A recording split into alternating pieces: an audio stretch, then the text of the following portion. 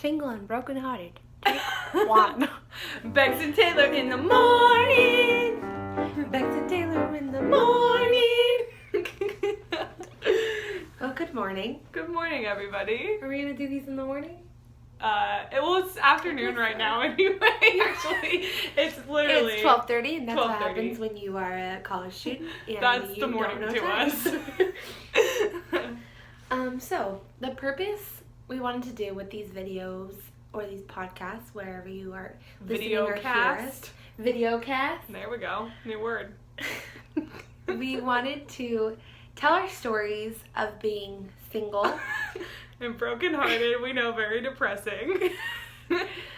but we think that it reaches a lot of people out in our world today, and young adults specifically, because we don't hear this a lot and we don't talk about it a lot, and the struggles between being single all your life or having My a lot of heart crushed experience. and stomped on multiple times. Just kidding. I've been through counseling. It's all good. We have both sides of experience within relationships, within our own relationship with Christ and with other people. And with each other. And with each other. So we wanted to start this just to open up conversation with people and to really talk to one another about issues that they're facing and bring about healing with past relationships, lack of relationships, or just a hard heart Yeah, for relationships. that's good. Do you want to tell your story first? Sure. So as I said, I'm single. And But if you Atlanta want to girl. change, yeah, call her. Just kidding. Don't do that. Or I'm do really, it. I'm really solid. But I am 22 years old and never had a boyfriend. Never really been that close to that. And it's been a roller coaster of a ride. A lot of people say I'm so smart for not dating, or not so smart for not dating in junior high or high school, or even college now. But in my mind, I don't see it like that. I see it as a missed opportunity, or if I eventually get into a relationship, it's something that I have lack of experience, so I may never ever get into a relationship. So there's a lot of fears that go along with it, and there's a lot of struggles that I've seen throughout my life just through other people's relationship. And you know, that excitement that people get when they start a new relationship, I've never had that. So that's a little bit hard to see that in other people.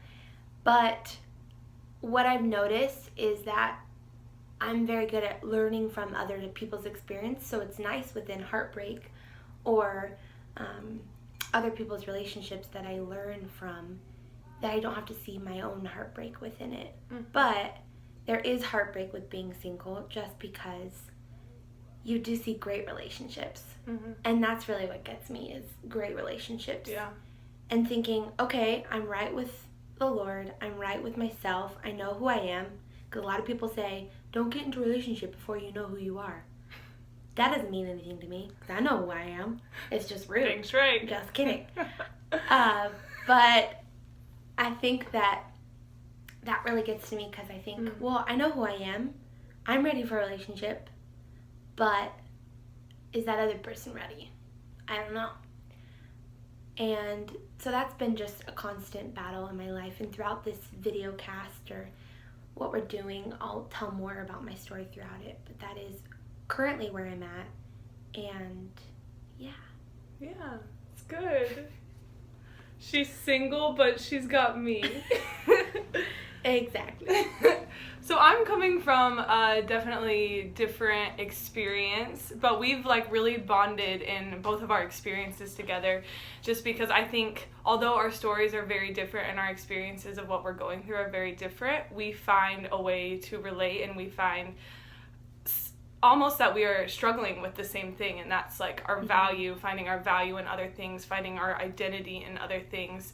So I have had my heart broken, obviously, like she's single, I'm the heartbroken one in this duo here. But I started dating at a very early age. I was 14 when I got my first boyfriend, and we dated for 3.5 years. And I noticed that as I was in this relationship, I gave up all my dreams, all my passions. I had a dream of being a missionary, of coming to Life Pacific College here.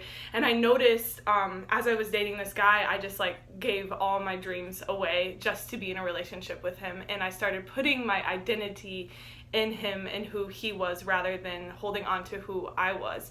And so throughout that whole experience, I just kind of lost myself, and it got to the point where I noticed that this was happening, so I just like started backing away from this relationship, but I still like was really, really in love with him. I fell very hard for him. We had dated for 3.5 years, and just when I signed up to go to college with him, when I signed up to like get this degree with him, and we were planning to get married, he just called me up one day and said, sorry, this isn't working out. We're not going to get married anymore. Bye, pretty much.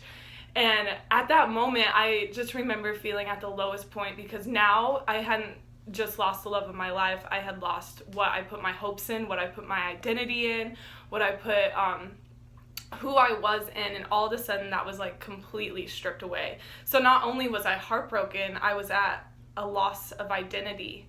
And it took me to that point that the Lord had to say, do you remember those dreams? Do you remember who I created you to be? You need to like run to me right now instead of putting your identity in anything else. And so that kind of got me on a good straight trek through college. I went to the college I always dreamed of, and I started following my dreams, but then I made the same old mistake again. My sophomore year of college, I got into another very serious relationship, and I think I just, even though I knew what the Lord had called me to do and who he was calling me to be, I still was willing to give that up for any guy who would give me attention or commit to me. And so I got into another relationship my sophomore year, and the same thing happened again. It was a downhill spiral. I just put my dreams in him, gave up my dreams, gave up my identity, put it all in him, gave up everything in order to be with him. And we dated for a year, and then he proposed to me. We got engaged, and he's a really great guy. Everything's great. But I noticed that I had also given up myself for that relationship. And it got to the point where we ended up calling off the wedding. He called me up, said this isn't working out. And that again, it's crazy how like this happened twice in a row, because I didn't like get the lesson that the Lord was trying to teach me through it all. And you were long distance. Yeah, this was all long distance. Yeah. So he called me up, and I still didn't get the lesson, and it was just like, it's over. And so it took me again to that moment for the Lord to be like, no, do you remember who I have called you to be? You are to be my beloved before anyone else's. Why are you trying to put your identity in anyone else's? You need to put your identity in me. I'm the only one who can fulfill you. I'm the only one who has put these dreams in your heart. What the heck are you doing? And so it's still like, although heartbreak is something that is so painful, so I felt like at the lowest of lows. I felt very depressed. I felt like everything had been stripped away from me. It was in that heartbreak that the Lord reminded me of who I was. And it was in that heartbreak that I ended up like turning myself around and following the Lord wholeheartedly. And it's still a struggle, because I'm just like, every time I commit to a guy, they just drop me over the phone or something like that. But I mean, through those instances, I'm able to find my value, that my value has always been in the Lord and who I am. I know who I am now because of those heartbreaks, and how it just reminded me of who I was, to be me and myself.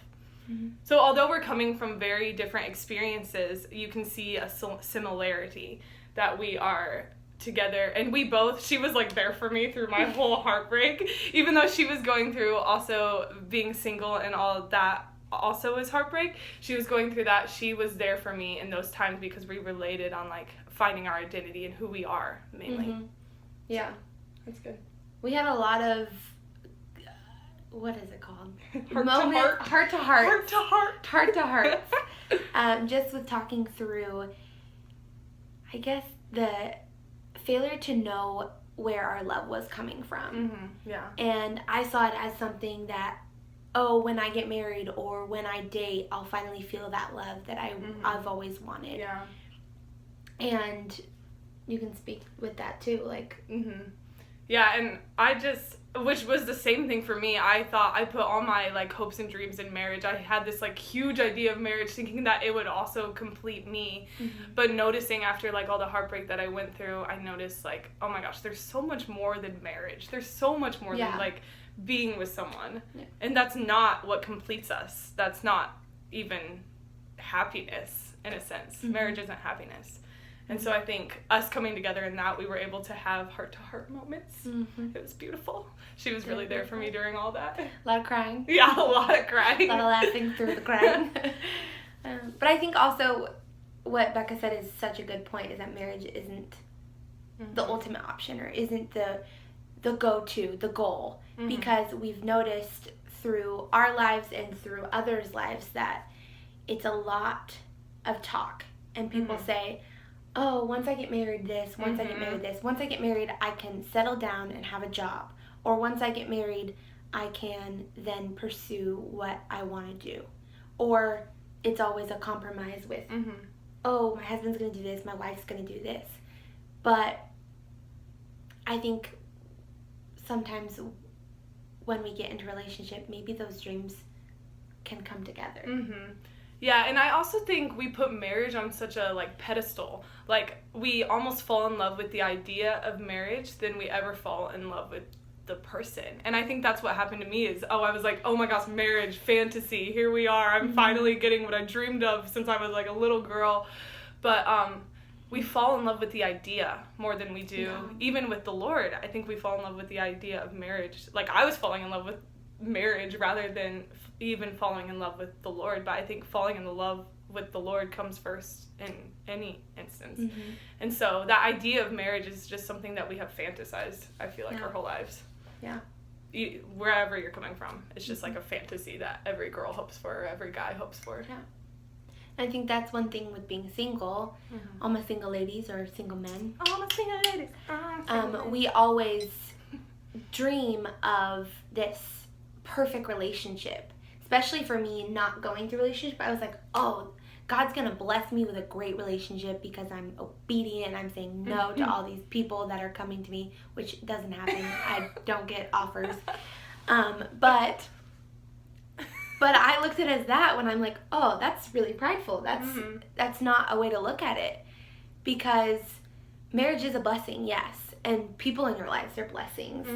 But I think with romanticizing about it, or with keeping marriage as this ideal, like, oh, we're going to have this perfect relationship, that's never going to happen because we're not perfect. Yeah, definitely. And so I think coming to grips with reality with that was hard, especially coming to school, was seeing these amazing relationships, seeing people that were dating for years and they broke up, and to hear them talk through it, and to see the heartbreak with Becca and other people, I was able to see, oh wow, like, it's a lot to invest in a relationship. It's a lot to invest in someone to get your heart broken.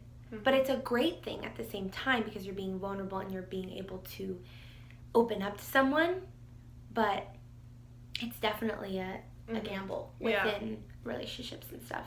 And I think it was not a mistake that Taylor and I were going through like similar things at the same time. Like, she was going through this and I was going through this. And we, I just remember when I got the call that, from the guy that broke up with me, I just remember going to Taylor and crying, and we both just like cried together. Like, I crawled in her bed and we just like cried. I know it's funny, but I just think it's so not a mistake that we had these open conversations about what we were going through, about my heartbreak, about the singleness. It was not a mistake that together we came together and were open about it, because I believe that these deep and open conversations about this are the ones that like brought healing to my heart. Taylor being there for me being there for her, were what brought healing to us. And that's kind of why we want to create like an open conversation about this, because we ultimately believe these open, vulnerable conversations can bring healing to your heart, which therapy is great too, life coaching. And that's what we can be for you. You don't have to go to therapy. Yeah, we're good. We're just therapists. Unlicensed somewhere online. Online. But we just wanted to open up the conversation. We wanted to start these and just talk about the struggles and the excitements, and we want to have special guests. Yes, and we need a guy to tell us we need a guy, things, we need a girl, we need an engaged, a married, a dog, single. We'll throw a dog in there. But we just wanted to just, I don't know, open the conversation and start with where we are in the situation. And I have so much more to tell, and I'm sure Becca does have so much more to tell with this. So we'll also open it up for questions if we get any viewers. One of viewer. you. It's fine. You can ask us like 10 questions. If you're we'll the only person watching this, send in a question. Do it. You Send can do in it 3 7. Anonymously. 3. We think there's 3. We'll be happy or with 7. 3. It's fine. But this is Becca and Taylor. In the I afternoon. just said Becca. She's There. Becca, I'm Taylor. In the afternoon. But we just wanted to say we love you, whoever's you. watching. Yes. And tune in. Stay tuned. We'll have different themes for different podcasts or video casts, and you can submit your questions, submit your ideas. We are a family. I'm boxing it because I'm going to put like something right there. Oh, good. All right. Disney Channel. Signing off. The best is yet to come. Once a princess, always a princess. Oh. You are a princess. No matter what you've gone through, the best is yet to come, and you are a princess. Amen. I don't have any drink in here the whole time. It's empty. You didn't know what our mom said, but now you do.